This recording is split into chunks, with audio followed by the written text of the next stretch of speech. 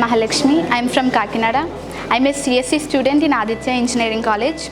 I'm here to take a part in T-Connect program, which is conducted by T-Hub.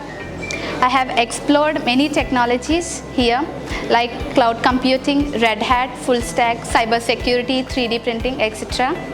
I have learned many things in cloud computing. For example, in daily use, we use backup in WhatsApp, etc. In that we use it to back up many things like pictures, files, which is used much more by students, employees, and many others. And coming to the 3D printing, which is very interesting. I have never seen this in life. First time I'm seeing this 3D printer here. And coming to the Red Hat, it's very interesting and quite seems to be interesting because in Red Hat we are learning about Linux operating system. In cloud technology there are many specializations like DevOps, GitHub, etc. in which it's very more useful for our future or our placements.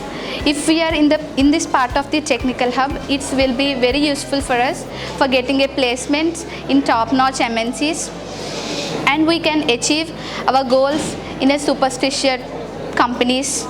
Thank you.